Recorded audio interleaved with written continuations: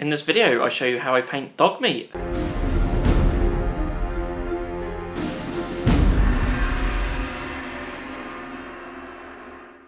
Hello, this is Craig from Bitzbox.co.uk. So in this video I'm going to show you how I paint Dogmeat from the Fallout Wasteland Warfare miniature game. You can use the techniques in this video to paint any type of dog or beast miniature that you might have on your painting table. So before we begin, if you are new here and you enjoy all things miniature wargaming, whether it be painting tutorials, bat reps, conversion videos, etc, then please do feel free to subscribe to our channel, and you can ring that bell icon so you never miss a thing. I have plenty more Fallout videos planned for the future, as well as some other stuff that you guys might be interested in.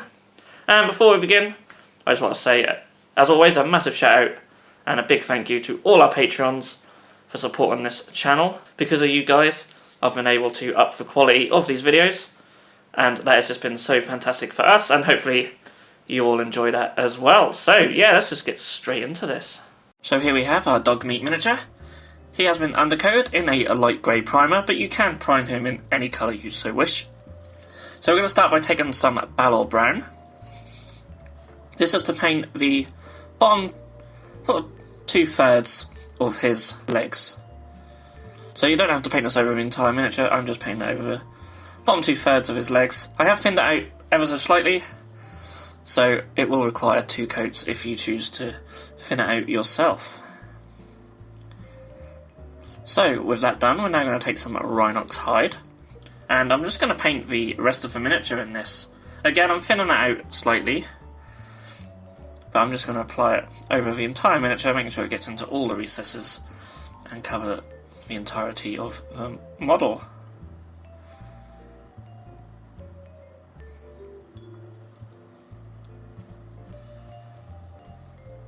Once that is dry, I'm then going to take some Mornfang Brown. So this is going to act as the fur colour between these two that we've already applied. So it's kind of going to be like a transition, but if you look at the any reference photos, I'm just going by the picture of a miniature on the box. You can see where these areas go. Now I'm going between the legs where these two colours meet, but I'm also going to go on the front portion of his body and his head also. Again, I thinned it out, so I will have a couple of thin coats just to get a nice smooth finish on this.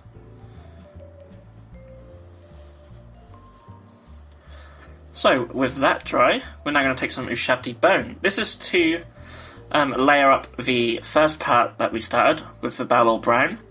So I'm going to apply it over these areas, but I'm going to keep the Ballor Brown in the recesses.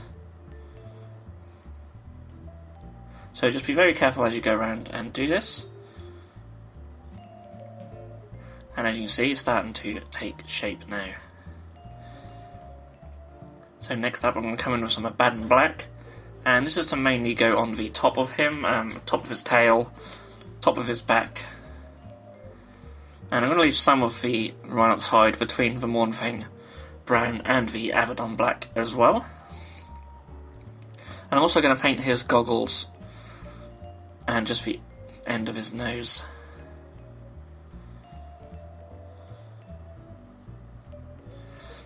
So next up we're going to take some Corn Red, and this is for the bandana that is around his neck. And obviously if you're following this tutorial on one of the dog miniatures that don't have a bandana, then obviously you don't need to do this step. But again, just very carefully just go around the bandana, and you may need a couple of thin coats, but I think I got away with just the one on this. So next up I'm going to highlight this colour, and I'm going to take some Evil Sun's Scarlet. And I'm mainly going to go over most of the bandana, but I'm going to leave the Corn Red in all the deeper recesses. And I do recommend thinning it down ever so slightly, just so you get better control of the paint.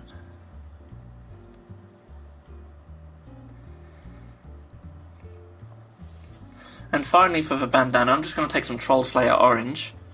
And this is just to add a final highlight. So just sort of hitting some of the raised areas. And again, the paint is quite thin at this stage. I never have much luck with orange paints, I always find they do need thinning down. With that dry, we can move on to the goggles. So I'm going to take some Lothern Blue. I'm just going to apply this into the centre of the goggles. Again, be very careful when doing this, and if you thin the paint down you'll find it a lot easier to control.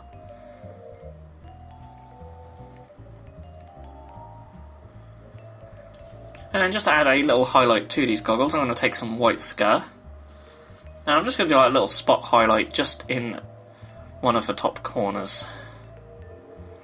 So just very carefully just place a little dot of this just in the top of each goggle. And then lastly, I'm just going to paint the tongue and the ears using some Emperor's Children. Again, I do recommend thinning this paint down, especially when it comes to the ears, and that'll flow in there quite nicely. You will need a couple of thin coats doing it this way. And all what's left to do now is base the miniature, and I'm basing him in exactly the same way as I painted the base on Codsworth, so if you want to see how I've done that, then you can check out the Codsworth video. A link will be up on the screen in the top corner. If not, I'll put a link to it up at the end of this video also.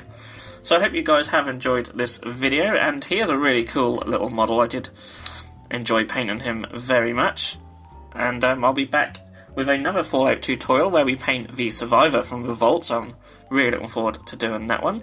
So stay tuned for that, and if you want to make sure you never miss that, then please, of course, do subscribe to our channel, and give this video a thumbs up if you enjoyed it, and leave any comments you have down below. I am open to taking some painting tutorial requests as well, so if you have anything you'd like to see me paint, then please do leave a comment down below, and I'll try and do my best to get a video out for that.